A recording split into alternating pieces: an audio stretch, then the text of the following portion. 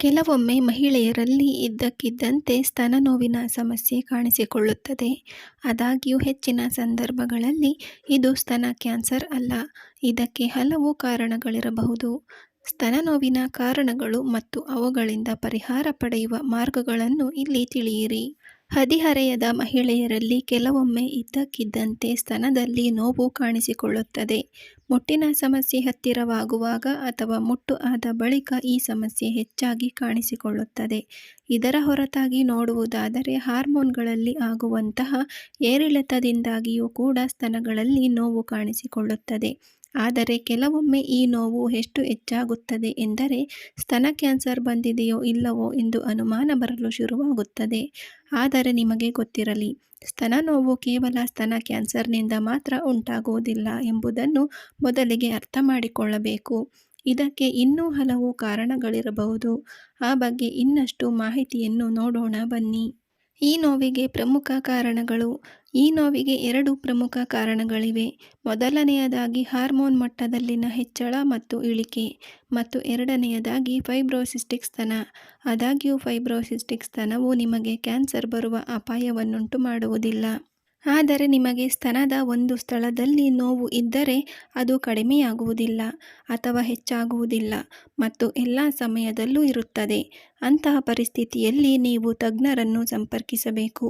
ಇಂದಿನ ಲೇಖನದಲ್ಲಿ ಸ್ತನ ನೋವಿಗೆ ಕಾರಣಗಳು ಹಾಗೂ ಪರಿಹಾರವನ್ನು ನೋಡೋಣ ಬನ್ನಿ.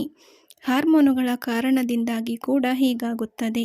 ಸಾಮಾನ್ಯವಾಗಿ ಮಹಿಳೆಯರ ದೇಹದಲ್ಲಿ ಪ್ರೊಜೆಸ್ಟರಾನ್ ಮತ್ತು ಈಸ್ಟ್ರೋಜೆನ್ ಹಾರ್ಮೋನುಗಳ ಮಟ್ಟವು ಮುಟ್ಟಿನ ಸಮಯದಲ್ಲಿ ಏರಿಳಿತಗೊಳ್ಳುತ್ತದೆ. ಅಂತಹ ಪರಿಸ್ಥಿತಿಯಲ್ಲಿ ಸ್ತನದಲ್ಲಿ ಊತ ಅಥವಾ ಗಡ್ಡೆಯಂತೆ ರಚನೆ ಪ್ರಾರಂಭವಾಗುತ್ತದೆ ಮತ್ತು ನೋವು ಬಹಳಷ್ಟು ಹೆಚ್ಚಾಗುತ್ತದೆ.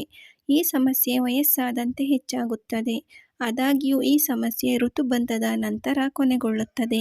ಹಾರ್ಮೋನುಗಳಿಂದ ಉಂಟಾಗುವ ಈ ನೋವು ಮುಟ್ಟಿನ 2-3 ದಿನಗಳ ಮೊದಲು ಹೆಚ್ಚಾಗಬಹುದು. ಕೆಲವೊಮ್ಮೆ ಇದು ನಿಮ್ಮ ಮುಟ್ಟಿನ ಚಕ್ರದ ಉದ್ದಕ್ಕೂ ಮುಂದುವರಿಯಬಹುದು. ಫೈಬ್ರೋಸಿಸ್ಟಿಕ್ ಸ್ತನಗಳು.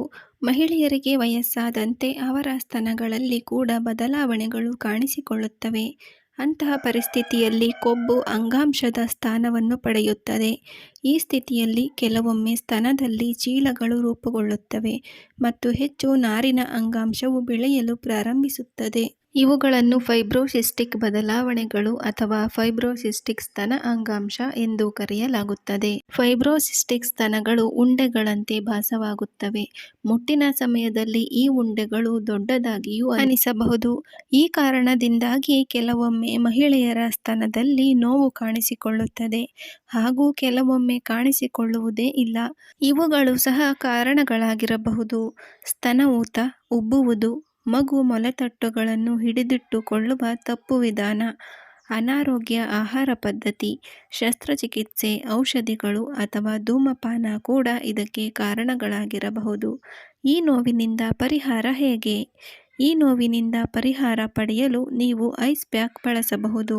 ದಿನಕ್ಕೆ 2-3 ಬಾರಿ ಹಚ್ಚುವುದರಿಂದ ನೋವು ಮತ್ತು ಊತ ಎರಡರಿಂದಲೂ ಪರಿಹಾರ ಸಿಗುತ್ತದೆ. ಪ್ರತಿದಿನ ಸ್ನಾನ ಮಾಡುವ ಮೊದಲು ಸ್ವಲ್ಪ ಪ್ರಮಾಣದ ಕರ್ಪೂರವನ್ನು ಬೆಚ್ಚಗಿನ ಆಲಿವ್ ಎಣ್ಣೆಯಲ್ಲಿ ಬೆರೆಸಿ ನಿಮ್ಮ ಸ್ತನಗಳಿಗೆ ಸ್ವಲ್ಪ ಸಮಯದವರೆಗೆ ಮಸಾಜ್ ಮಾಡಿ.